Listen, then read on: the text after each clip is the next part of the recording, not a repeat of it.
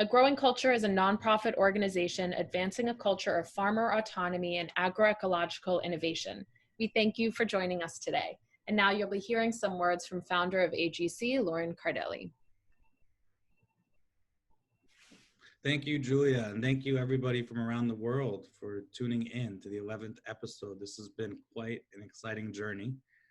Queen Quet joined us, and it was the opening keynote on our Juneteenth broadcast, and we are so excited to have her back today, talking about Black land ownership. Malcolm X said, revolution is based on land. Land is the basis of all independence. Land is the basis of freedom, justice, and equality. 100 years ago, in the United States, almost 15% of the acreage in the US was in the hands of Black farmers. Today, less than 0.5%. Everybody here needs to let that sink in. What that means. This isn't a local problem only. This is happening all over the world through unjust policies, land grabbing, corporate interests, and a lot of times complacency and ignorance that allows this injustice to be perpetuated. One of the things that AGC does is we work with communities all over the world because solidarity in the fight against industrial agriculture is absolutely paramount. We work with the Maasai tribe in Loliondo, Tanzania, whose land is being stolen in an illegal land grab today by the royal family of Dubai, as well as an eco-resort company based in Boston, US, called Thompson Safari, right? Their tagline for their Loliondo resort is literally, our home, your adventure. The audacity, right? Because they, of course, deny paying off local police. They deny corrupting politicians to push the Maasai off their homes. They deny burning down the homes of the Maasai in an effort to push them further. And they do this all through the lens of development, through the lens of charity. How dare them, right? They paint a picture of helping the Maasai, and they choose a school conveniently located further away. And they bring tools and resources, and they bring those tourists there and say, look how we're helping the Maasai. Your vacation is not an excuse to oppress. We must wake up. Too often, resorts and even environmental branded entities are perpetuating injustice and slavery. Too often, environmental causes are just used to cover the face of the real injustice. We must ask questions. We must demand answers, and we must make sure we're not being complicit.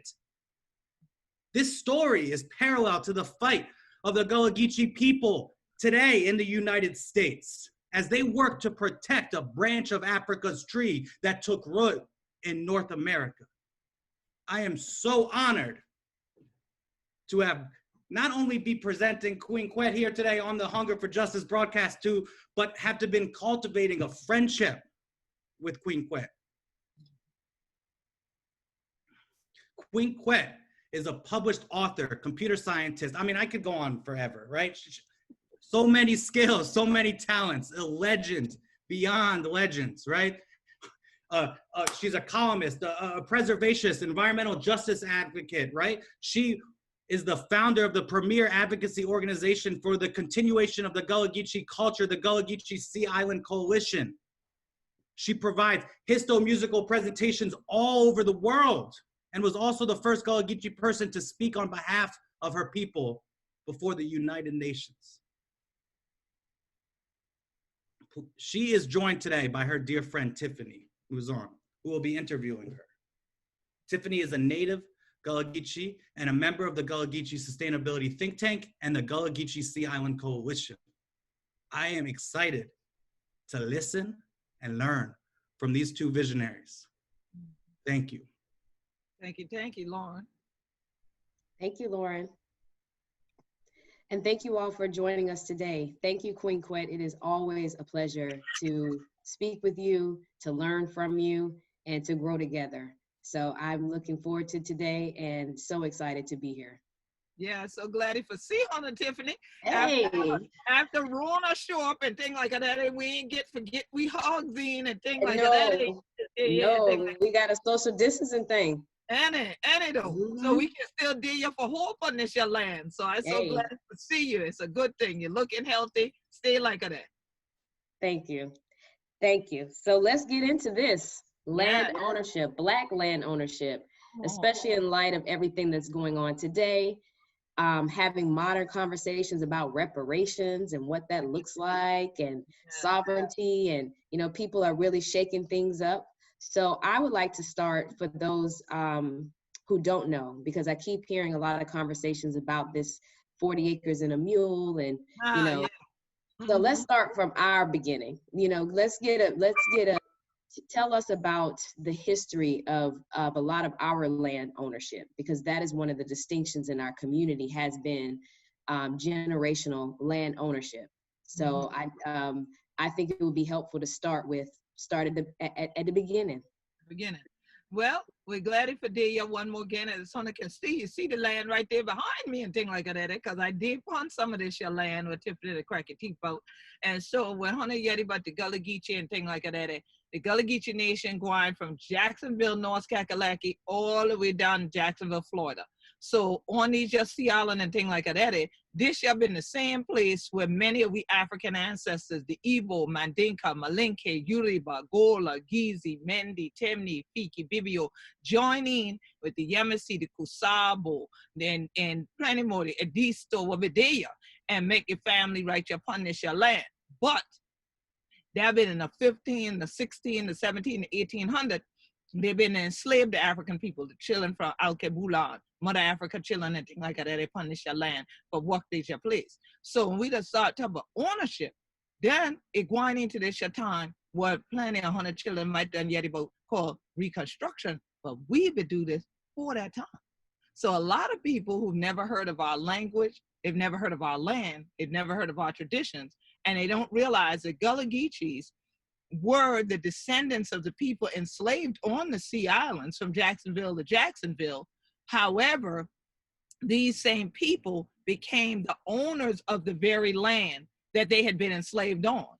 And we still own that land, still work that land. In the case of my family, from 1862 to the present, we've consistently owned land on both St. Helena Island and Palawana Islands in Beaufort County. Then I have other family members, of course, that are in Charleston and so on, that own land and have owned it from around the same period of time.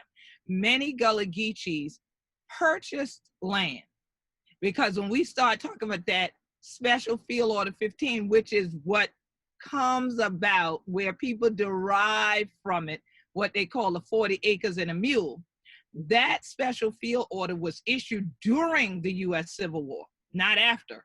That's why the year 1862 is so critical. There was actually a confiscation act that U.S. President Lincoln put into place, because when South Carolina seceded from the Union, they were the first ones, and said that they were not going to stay in, they were going to do their own thing. They wanted to remain enslavers. Right. Well, when they did that, that started the Civil War, the war of brother against brother, as some people still call it, the war of northern aggression. All right. When that war started, what folks probably didn't expect was that as the Union troops came in, all the Anglo people, all the Bakr and Wabadea left. And when they left lock, stock, and barrel. In many cases, though, leaving behind the African people, who are now called Gullah Geechee. So when William Tecumseh Sherman is spoken about, more often than not, he's spoken about burning things, the great march to the coast and how he burnt everything. But no one really wants to talk about what he did in terms of issuing the Special Field Order 15 that said from Charleston down to Fernandina, which is Florida, and all the abandoned rice fields, and then 35 miles inland to the St. Johns River, shall be issued to the Negroes.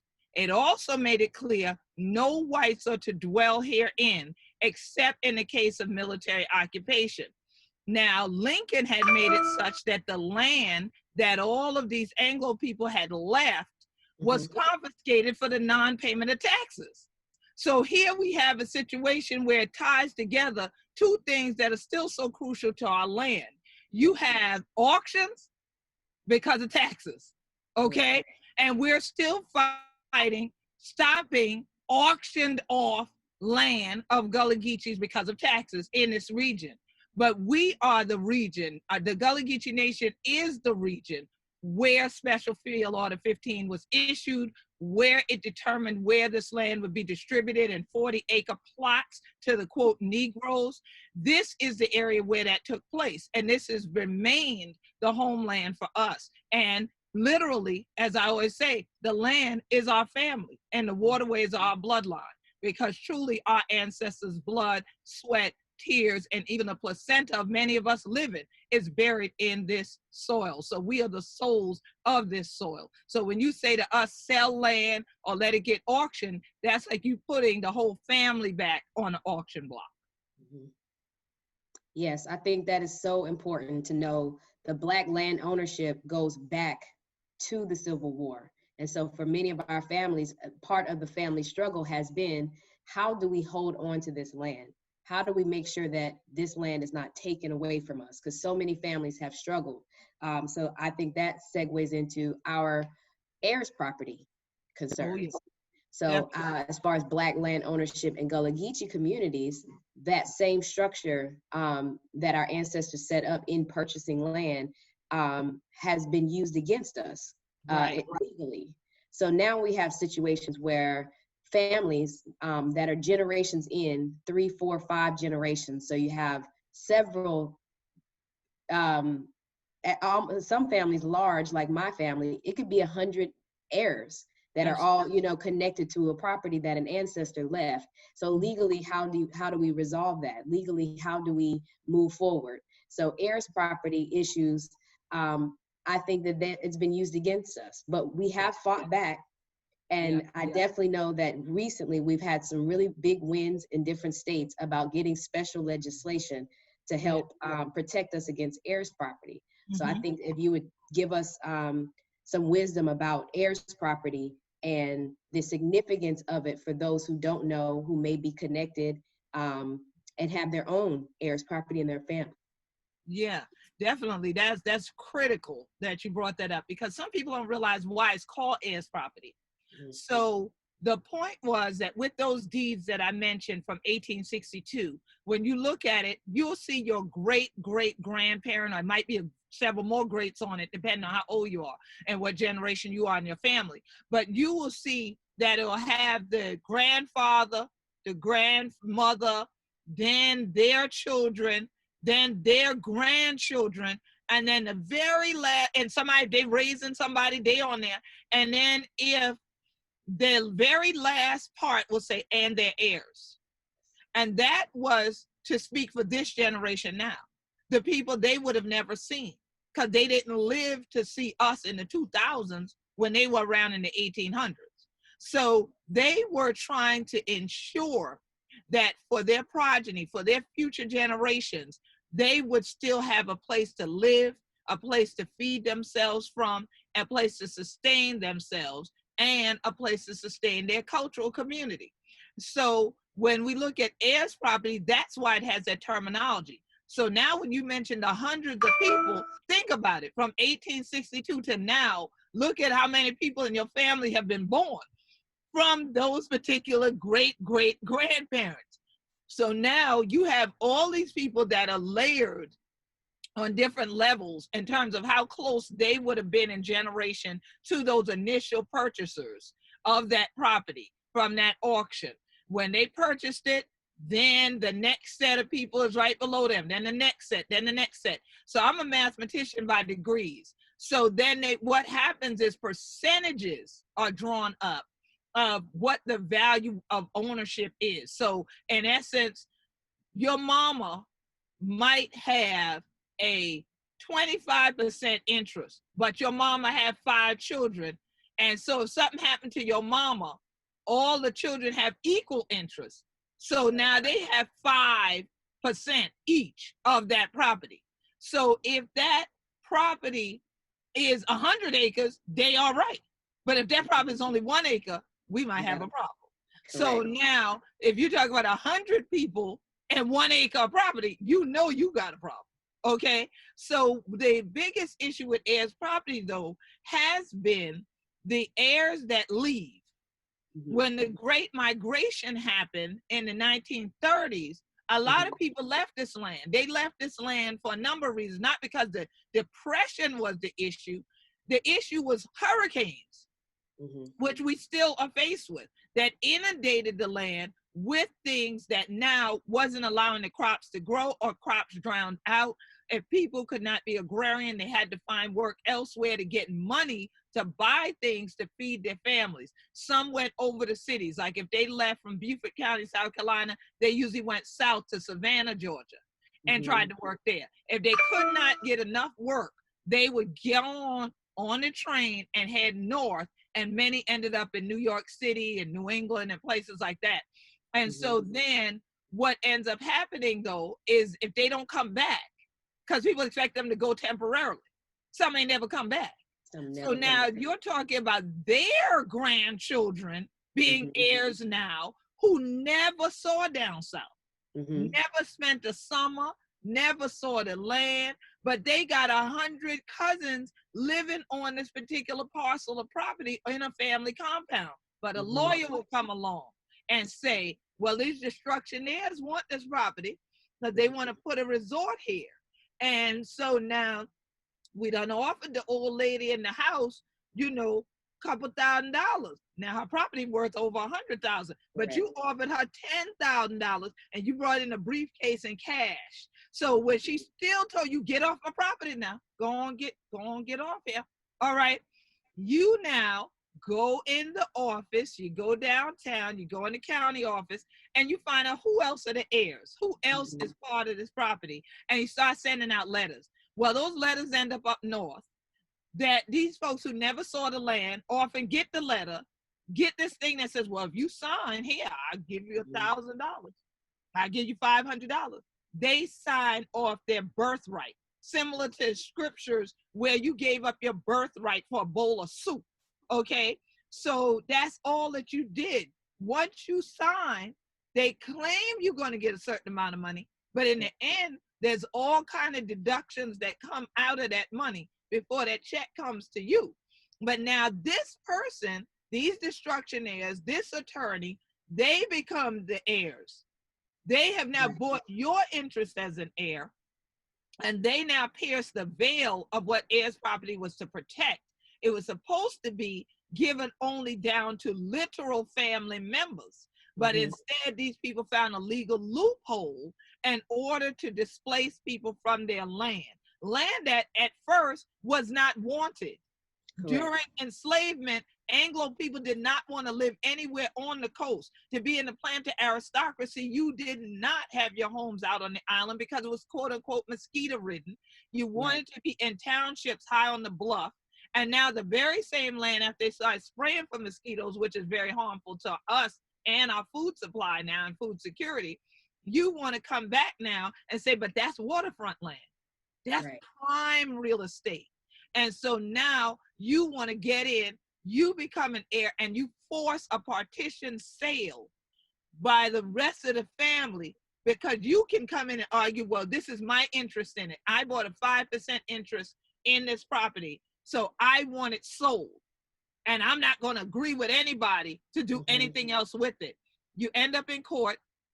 The judges say, well, if y'all can't come to terms, I'm going to make the decision. And the judges' decisions have always been, we're going to sell everything. And that's the default rule for most states. So the default rule has been, and that's why so much acreage has been lost through the court. Heirs property. And I definitely think that it is important to understand what external forces and how external parties have contributed to loss of land. So as far as our land ownership.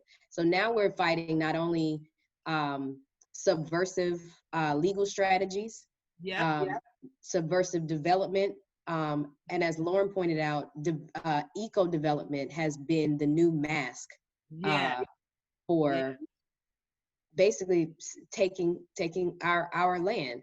So We're also dealing with greenwashing. They call it greenwashing because right. you're going to come in and still build just a resort and contribute to people's oppression, as Lauren said, for your vacation, for your Correct. recreation. But you're going to say, I'm doing it in a green way, so I'm trying to help.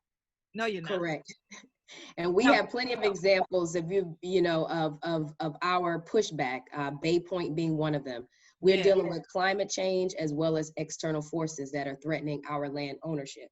The other ways I think that we need to at least cover is, before we get into climate change and development, just so people can be aware of our struggle towards land ownership. Because the justice system has contributed very directly to that. As Queen Quet just went over the example of, you can have an external party buy a sliver of an interest in an heir's property, a family's heir's property, and force that family to have to sell the property, and it's auctioned off yet again. And then where do they go? And then where do they live now? Correct. Because there's never enough money, right? They're displaced because the property is usually not sold at market price, market value. So they can't buy land where even near where they used to live. Correct. And when you have that many people and their interests are so slim because of the number of people, what people would get for their portion usually is not enough to start over somewhere else at all. If even pay court fees. So exactly. Another struggle we've had to fight against is the taxation. Because of the gentrification that is happening along the coast. Again, like you said, now that it is cute, it's in style to it's trending exactly to now live in places that we've lived. Our families have lived for generations, and no one wanted to be. They, was country, it's backwoods, it's bugs, it was always something wrong, but now that people realize how close we are to the water, you know, and how beautiful. And all good. So then we don't care if you've been here. So what happens is taxes increase. So the taxes increase, and a lot of families have collectively come together to annually pay taxes every year. If those taxes have started tripling and doubling, to the point that families are really just struggling to just pay the annual taxes on their properties, just to maintain them. And some of them may have people living on them, may not. But in the effort to hold on to land, annual taxes is definitely a Gullah Geechee internal family conversations. Most people are aware, and that's external pressure, as well as forced utilities. Oh yes, that's a big one. Forced utilities, that's a big one that people don't tend to talk about. I think it's important to highlight forced utilities, that as these townships and municipalities want to stretch themselves and increase their tax base, they are coming after Gullah Geechee landowners and saying, hey, you don't have city water and we think you should, even though these properties are self-sustaining. For example, our family farm in Williamsburg County, we have an aquifer, we have our own water source, we don't need city water. And you don't need a monthly bill, and with your own aquifer you don't pay a monthly bill. Correct. But those are other financial legal ways that challenge our land ownership.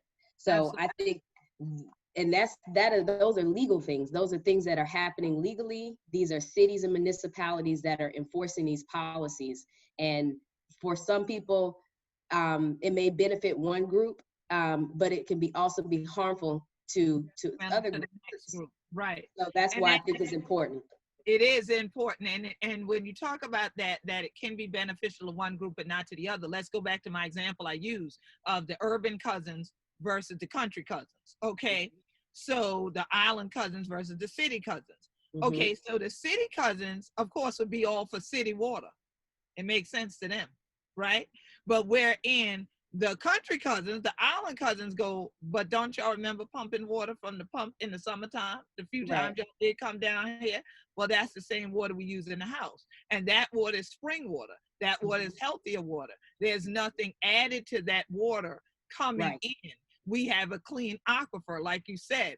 and something that's natural and something that's sustainable and has sustained the family for generations. So Right. even in these conversations the family members are having, a lot of times people come for the family reunion and sit around and barbecue and jam music, but they're not telling people the real history of the family land.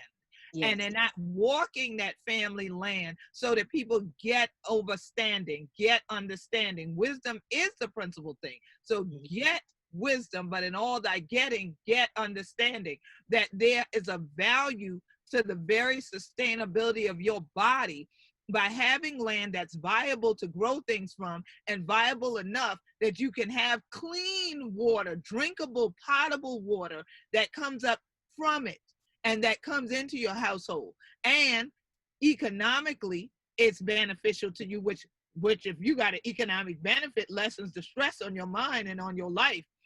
If you don't have to pay a monthly bill, you're already going to pay a monthly bill to the light company, unless you just going to burn candles and kerosene, okay? But why add the water bill when you don't have to do that? You see, so like you're saying, these townships, these incorporated areas, because not all of the Gullah Geechee Nation is incorporated.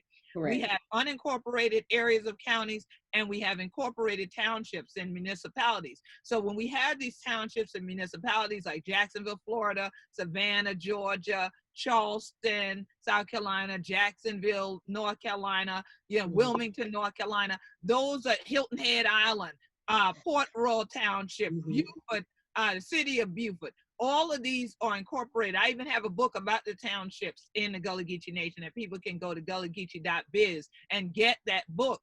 You'll learn all the townships we have, and that's when the municipalities start reaching in, even where the county hasn't reached already, into your pocket.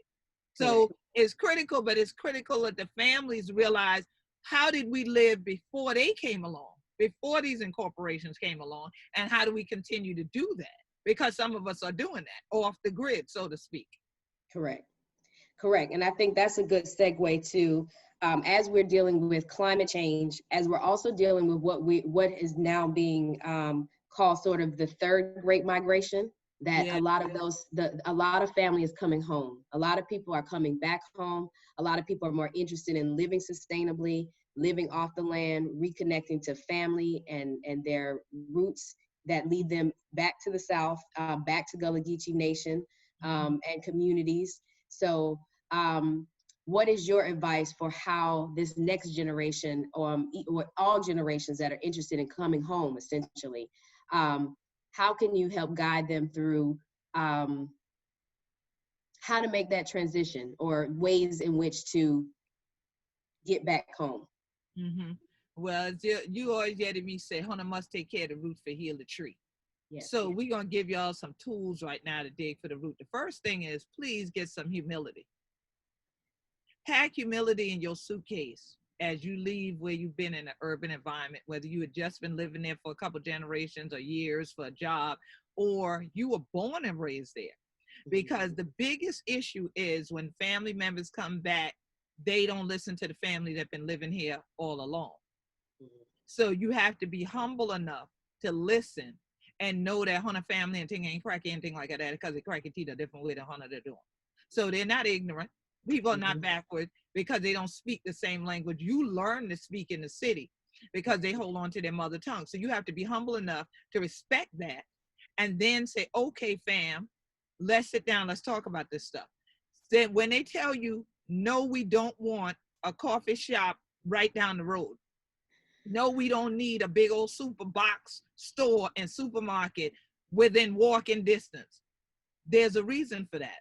If you look at everybody who is uber rich, they do not have supermarkets or any kind of stores in there with them.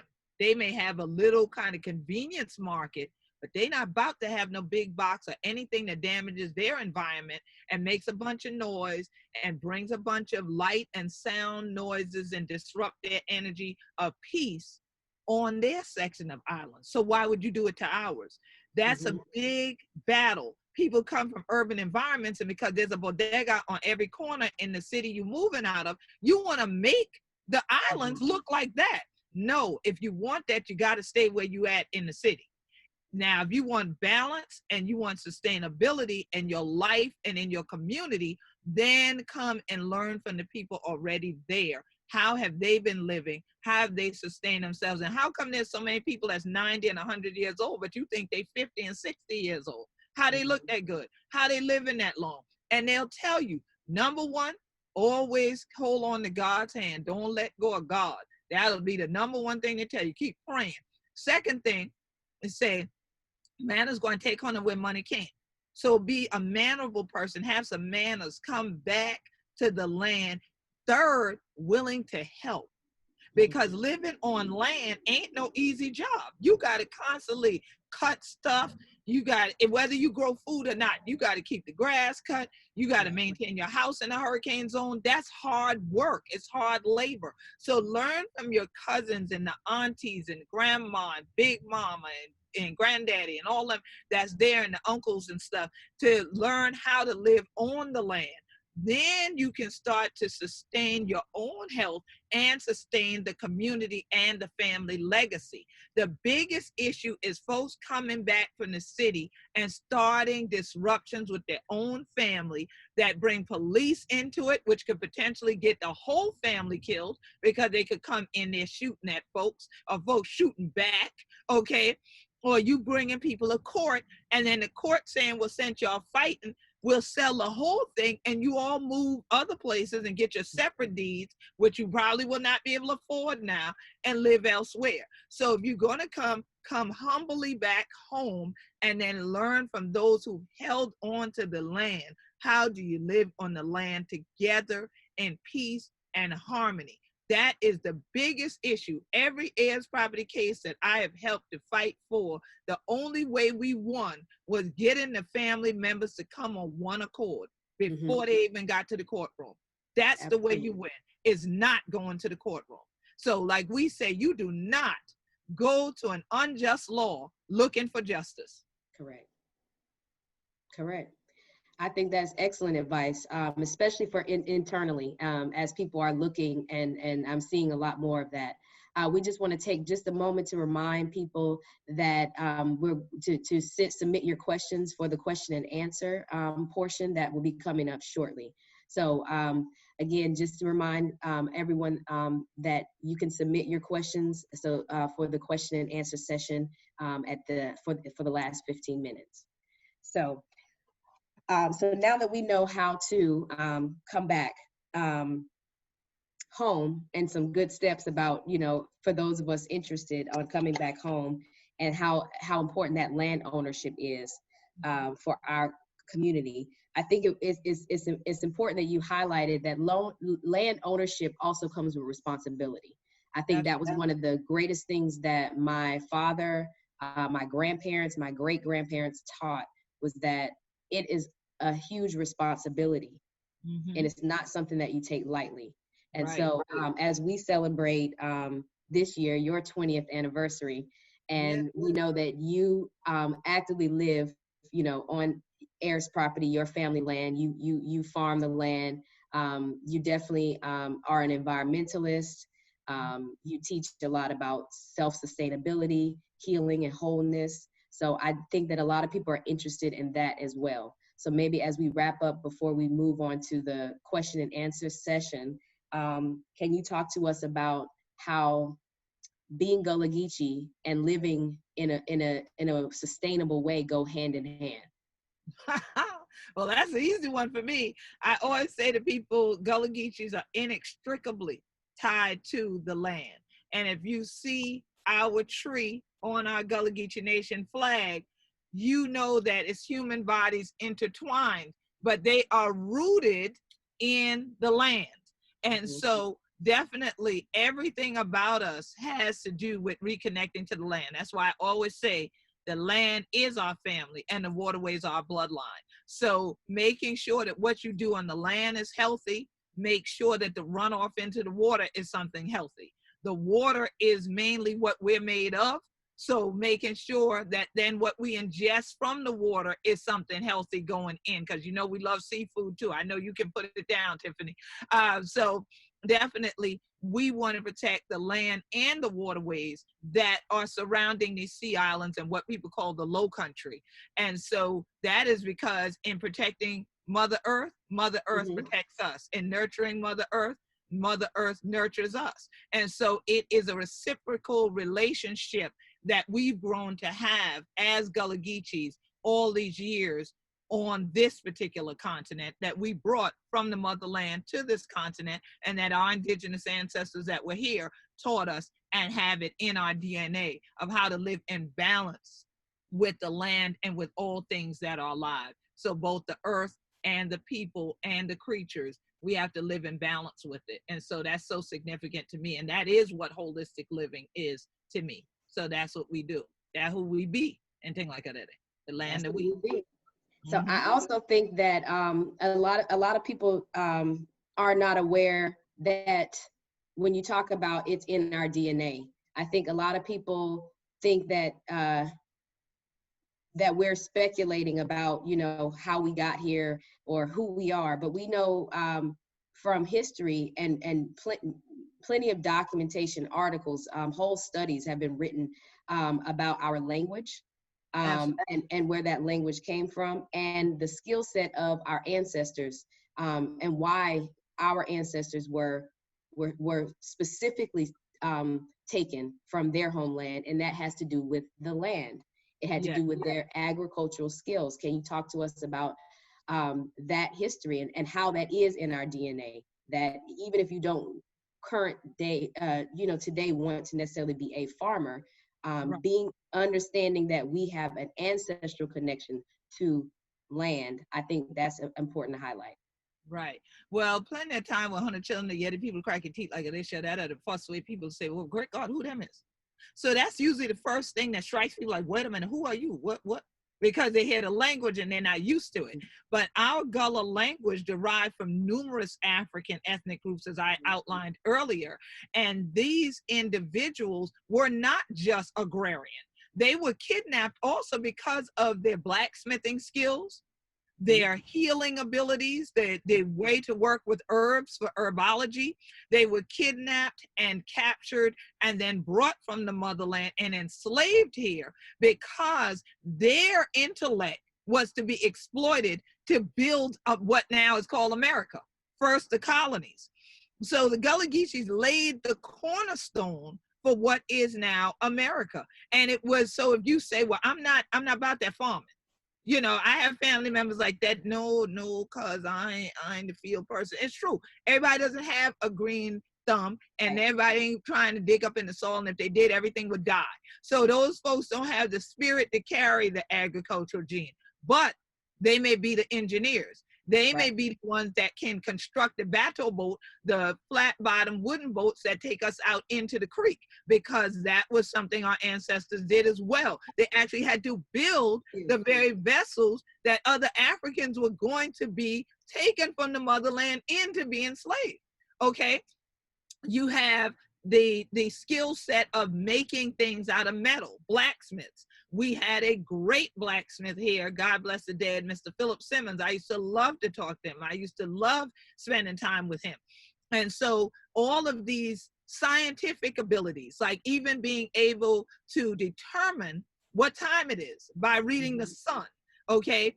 Being able to determine whether this is a time to plant or not, and living in balance with the seasons, whether you want to call it the study of astrology or astronomy, the study of the stars and the moon and how it aligns. These are things that our ancestors knew as scientific people.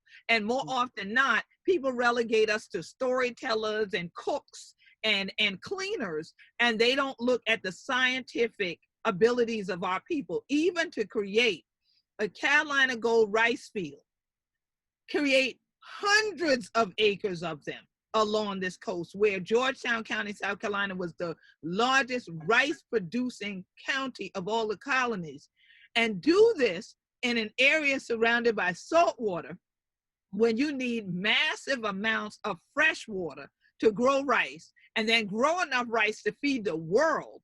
That requires engineering ability. I studied engineering. So when I see a rice field and I see the rice dikes and I see the trunks, I see science. I see engineering. So when you say, well, oh, I'm not about the agriculture, but you may be the engineer we need. You may be that attorney that we need to fight these cases, that can help us put laws in place that would keep us here instead of displacing us, like the unified heirs property ordinance that we got passed in multiple states across, especially the South and the Deep South, to help protect heirs property owners. You might be that person who, like me, is a writer that can now write the documents that we need to make the case that we need to fight against destructionment. Y'all call it development, I call it destructionment. You might be that person that can help in the media with making sure that this story gets out there, whether you're a graphic artist or whether you are the next big owner of a television station. You may be that individual, but bring all of your excellence to bear to help sustain the next generation, to help hold on to the land that we still own, and then help reclaim the land that already got taken out of families and put it back into families. So you don't have to farm your way out, but you do need to eat. Everybody need to eat. But now we got to feed the body and the mind, and there are levels to all of that. And so all of this will make a difference. I'm a computer scientist and mathematician, but I fight for the land. And many people think I'm an attorney. They think that my degree was in law, but I left that to you, Tiffany. I gave that one to you. Thank you. Thank you. No, and I appreciate that point. And I think that's what needs to be, to me, I would like to end on that point before we move to questions, because everyone has a different skill and a different talent. And I think that if we understand that we are a great people because of our internal diversity, because of our minds, because of our spirits. And once we decide to collectively work together to hold on to the land, to use the land to enhance our lives and our communities and our health, I think we'll all be better for it as a community and as part of a global community as well. You know, we're part of the diaspora. So I think that's really important to highlight everyone's different skills, because I'm so proud. I know anybody who knows me knows that I am Gullah Geechee, and I am. Okay. I know that's right. And I'm going to talk about it, and that's what makes me excited. And anything that I do, I'm trying to connect it back. I'm trying to bring it back. And so it's been a pleasure learning from you and others in the community, the Circle of Elders, the Gullah Geechee Fishing Association. So I definitely want to encourage everyone to remember we have a GoFundMe going. And I think there'll be a slide up later. Any of your donations or your contributions are needed and go directly towards our continued fight to hold on to the ownership, the land that we already own, to work to stop further land loss, and also to work to reclaim the land that was ours that we've lost. Absolutely. So if you go to GoFundMe, it is the Gullah Geechee Land Legacy Fund. You will see a video with me there. So if you don't see that video, you ain't at the right place. So it is on GoFundMe, the Gullah Geechee Land Legacy Fund. And then for those who say, well, I don't fool up with GoFundMe, that's too much work. Well, Cash App, $ Gullah Geechee Nation, $ Gullah Geechee Nation. And Gullah is Gulllah, Geechee, Geechee. Ain't no I in Geechee if it a week. Gullah Geechee Nation, Nation. So $, Gullah Geechee Nation. You can also follow GullahGeecheeNation.com and find the Gullah Geechee Nation on Facebook. And we have a fan page there, and you'll see us continuously posting about the fundraisers we're having. And in fact, on Saturday, July 25th at noon on A Growing Culture, we are going to actually have our Taking a Stand for Gullah Geechee Land, # Gullah Geechee 2020 telethon. So please, I want folks to tune in on that Saturday. It's going to be fun. It's going to be entertaining, but it's going to be edutainment.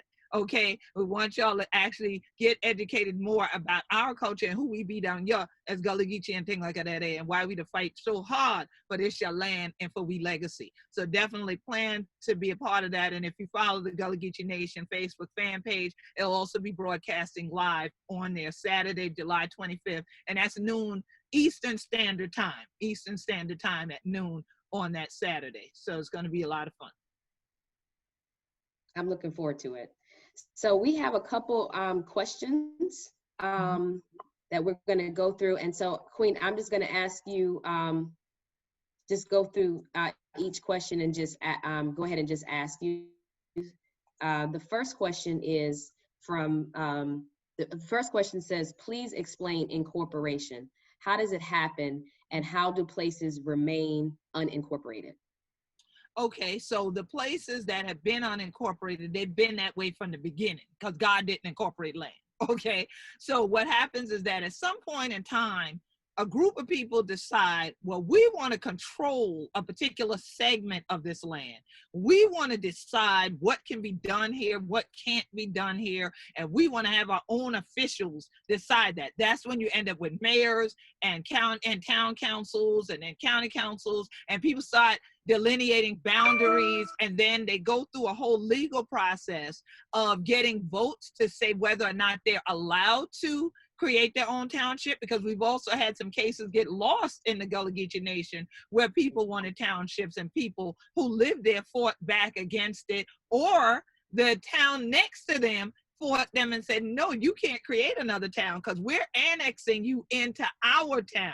So there becomes a whole legal process once again where people come together and just want to delineate an area and then control it. And then they'll vote for who will lead the mayor and who's the town council and all that. In the South, a lot of these towns were done this way really a long time ago, back at the early stages in the 1800s, the 1900s, and the towns progressed. Or in the case of the Sea Islands, like in Hilton Head, they wanted to make that whole island just about a gated area. And they've almost succeeded.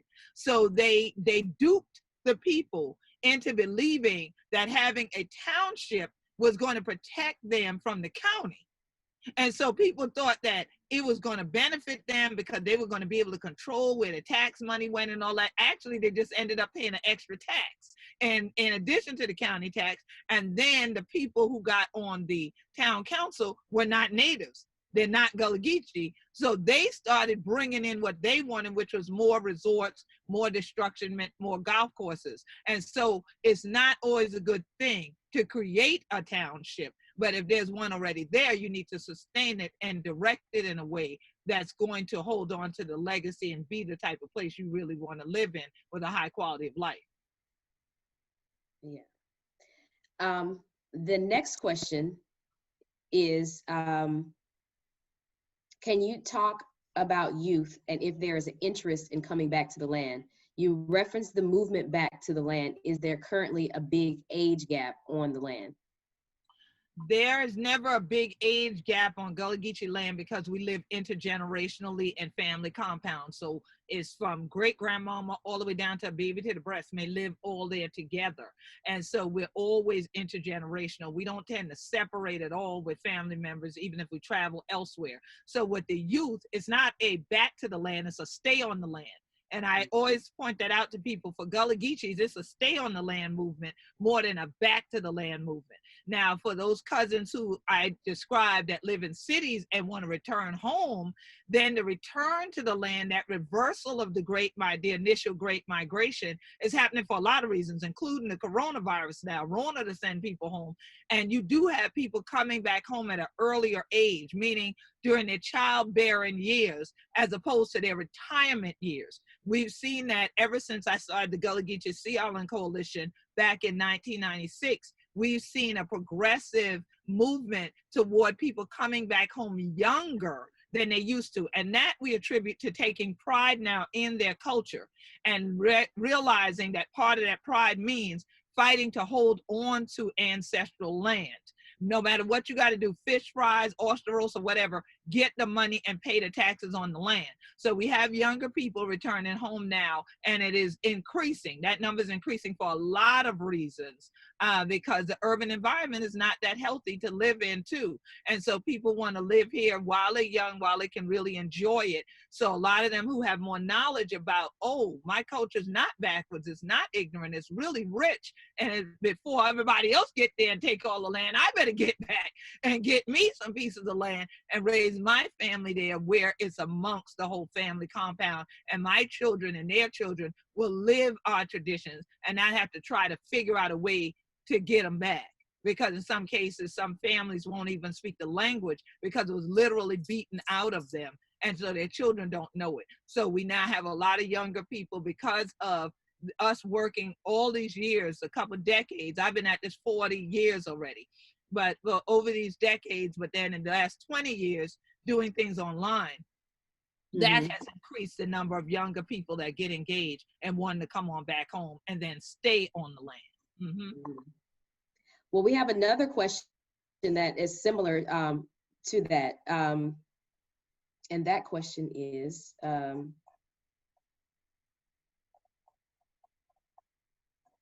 trying to match to the ones that I can see on the screen, sorry. Yeah. So I'll just read the one that's up. So this next question says, you gave the example of water use and self-sustaining properties.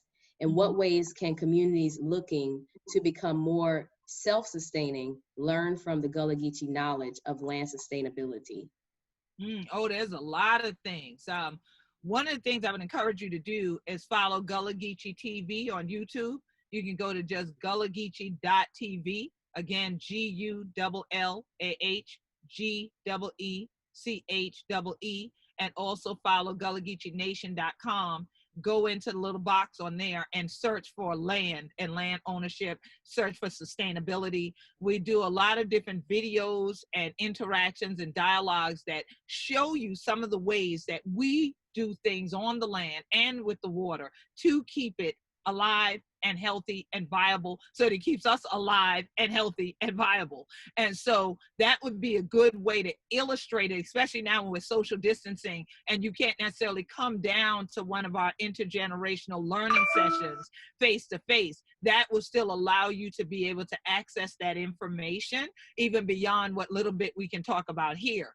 And so when we're talking about the land and the water, some of the biggest things that you can do is try to get your water tested. If you have a spring well or well on the property or hand pump on the property, have that water tested and make sure your aquifer is still clean, that there are no chemicals that have gotten in, because sometimes now with lawns, people spray them with chemicals, or the spray from the mosquitoes might be an issue. So you want to make sure that your water that you are using is safe. Catch rainwater. That's something that we do. It's not illegal here to catch rainwater, believe it or not. It's illegal in some states in the United States for people to actually catch rainwater and use it. We use that rainwater back again on plants and other things around, and things to clean your car and outdoors cleaning. Use that instead of using city water. Also, when you farm, you have to rotate. So if you have a big enough parcel of land like we have, that I'm living on my family compound, we rotate the crops and rotate the fields as well. So plant in one section in the front during one season, plant the other one during the next season, let this one lie fallow, and then put in cover crops and so on, and then let that get just plowed under. Nothing that you have to eat at that point necessarily. You can plant something you can eat as well and plow it under. So it's about keeping the pH balanced in your soil so that that land will sustain you as well. And then you can literally live off the land. And if the waters around you are healthy, you go fishing. So like with the Gullah Geechee Fishing Association, that's why we encourage safe living. And Gullah Geechees don't build on the waterfront. We never build up to the marsh and into the ocean and onto the waterfront, because that is not sustainable, number one. Number two, it now causes more runoff and other things to fall into the water. And remember, I'm in a hurricane zone. So what about if a hurricane knocks your house down? So keeping trees up is important. We don't do clear cutting. You only clear enough for a farm area or for your house, but you need buffers. So you keep trees up, and that also helps with your oxygen and so on. And then we can get into a whole lot of things with the pollen and the bees and what you plant and all that, sunflowers and that kind of thing. But these types of things will also help you with sustaining land and your water, because they both really go together.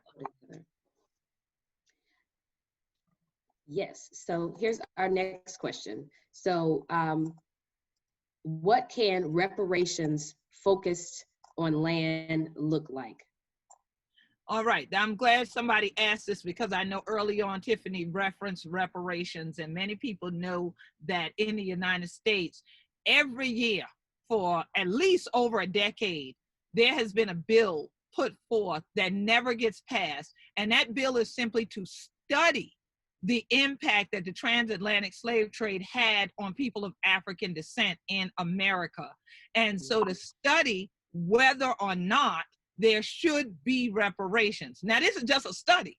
That's not actually a bill saying give the reparations, and they won't even pass the bill for the study about whether or not they should give reparations. So reparations has multiple parts. There are different legs to this table, okay? The first one we've had over and over by towns and by, I think, the Senate at one point, is the apology. First, apology is the first thing that comes for reparations, all right?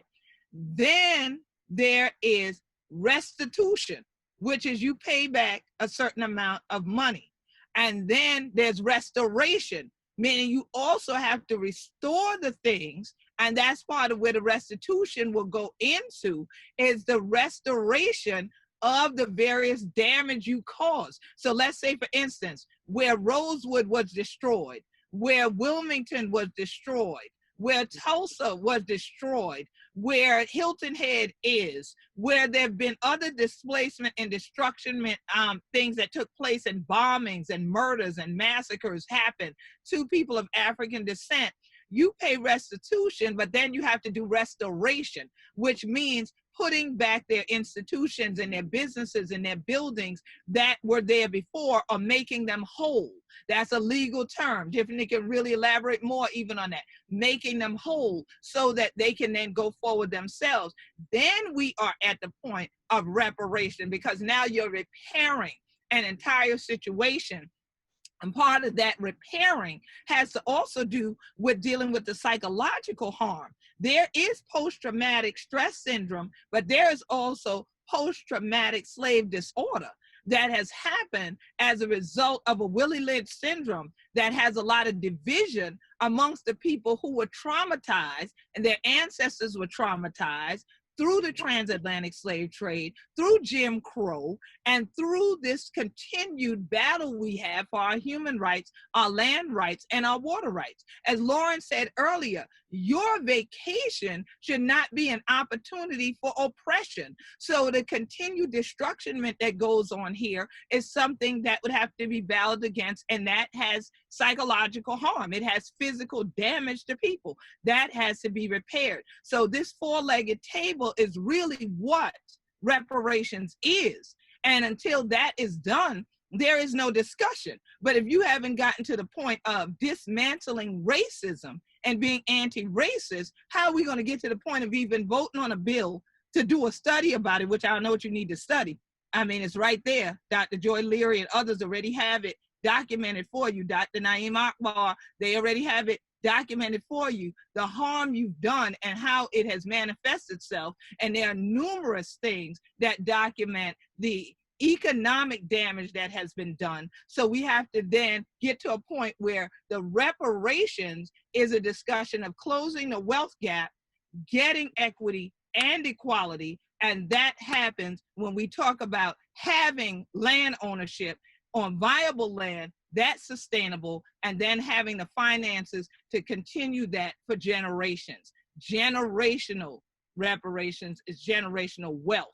And so this takes on all these things when we're talking about that, but we have to have the right mindset to have that, and not just have funds come in and then still put that back into a system that worked against yourself. So that's critical, but that has to do with the psychological part. So that healing and that repair has to happen on a spiritual level, a psychological level, and then we can start dealing with the economics of it all. Word. Um, I think that was an excellent answer because that is a complex question, you know, reparations and how people view it. So we have one last question. Let's see. Do people in the community cooperate on each other's land? Do they cooperate to care for children and old people? Oh, yeah. Okay, I thought you were thinking like farming co-ops, because we do have some farming co-ops too, and people will share land and they'll farm. But when you talk about taking care of the elders and the children, oh yes, that's a whole family thing. That intergenerational living is automatic. Everybody takes care of everybody. So it don't matter if you old or you the baby, everybody take care of everybody and everybody looks out for each other. So if I have, let's say for instance, Tiffany got a boat. I don't have a boat, but I farm. So when she go out in the boat, she go and catch the shrimp and the fish, and she go out and pick the oyster and thing like that and bring them back with Ricky and them from the Fishing Association. Then she come to my house, but I got the sweet potato, I got the corn, I got the peas, I got all that. So then all of us gonna eat together, all right? We gonna barter some stuff and with each other, and then we also all gonna eat. And what we gonna do, make sure the churn eat, and we gonna make sure the elders got their food. So what you do is the elders get their food first. Then the churn, the babies, the lead children, you serve them next. And everybody else in between them, then y'all get something for nampon and things like that. So that's how we do it. We still respect our elders. They are first. God, then the elders, all right? The land, the churn, the rest of the community. That's how we work. And so definitely that's how we live. That's who we be. We be Gullah Geechee anointed people. So we're still inextricably tied to the land, but we're inextricably tied to one another. Yeah. Wow, that was amazing. Social media has been going crazy. Everybody is just unbelievable. We filled up with education. It's time to take action on those lessons, everyone. Please, please. We have a big event coming up. Queen Quet mentioned that. We're gonna have a moment to reinforce that event and to promote it and check out our channels. That bill that was mentioned, I believe it was introduced in 1989. This isn't something new. We've been working on this and it needs to be continued. Put pressure on it, right? Yeah. Yes. Take a stand, everyone. We all have a commitment to act. Yes. Please.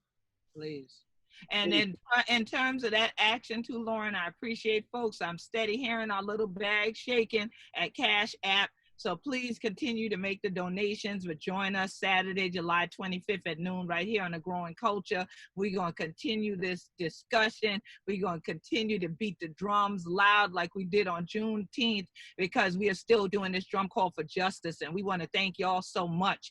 And so folks, follow us at Gullah Geechee on Instagram, at Gullah Geechee on Twitter as well, and you'll keep up with all of the things that we're doing. And we definitely want to see the tweets from all of you, because I can't see them right now since we're on the air, but I'm looking forward to seeing what y'all have had to say about today. And y'all can always find us at GullahGeecheeNation.com and send us emails as well of support to the Gullah Geechee Sea Island Coalition at GullahGeechee.net. GullahGeechee.net. Please send us emails and become members of the Gullah Geechee Sea Island Coalition, because Tiffany's a member. We are still fighting and taking a stand for the land. A Growing Culture is part of that family now, and we want to continue to grow with you and do all that we can do to sustain the land and sustain food sovereignty and food apartheid within our Black, Indigenous, and people of colors communities around the world. So you have allies with us here in the Gullah Geechee Nation. We are standing strong. We the whole upon we land, but we hope that Hunter the whole upon Hunter land and Hunter water rights right on yonder, wherever Hunter to be in the world. So thank you to all of you. But as we say, thinking them not robbery, to even tune in today to hear what we had to say. And so definitely, we appreciate you, A Growing Culture, and the entire Growing Culture family. Keep on taking a stand for land. Thank you. Everybody, please, we're gonna follow up with emails and share these links again. So if you donated, maybe you could donate again. Ain't nothing stopping you. Please tune in next week. Tiffany, is there anything you'd like to share as well for a closing statement? No, I just want to thank everyone for being here. I thank Queen Quet. I think A Growing Culture. I think today was an excellent conversation, and we appreciate partnering together. It has been an absolute pleasure, everyone. Please tune in next week as well. Support the broadcast, support Queen Quet, support the Gullah Geechee people. We have to do this together. Please, please. Next week, we'll be featuring a group from Philippines. The week after from Korea. The week after, Elizabeth Mapofu from Zimbabwe will be calling in, talking about La Via Campesina, the largest membership organization in the world, 300 million peasants. We're doing this together. Thanks to our sponsors, Milgram and Dascom, as well as Eat Your Way Clean. Check them out. Queen Quet, thank you so much. Tiffany, thank you so much. It has been such an honor. Thank you, Lauren. This is a blessing to we and a blessing for we land. So I'm looking forward to celebrating with you next week, Lauren. Get your drums out. It's going to be a party, man. One right here, ready. Yes, you ready. All right. Thank you, guys. Please. Thank you. If your questions weren't asked, we will do our best to answer them and email you back. Thank you, guys. I'm sorry. But we try to do the best we can. All right. Peace.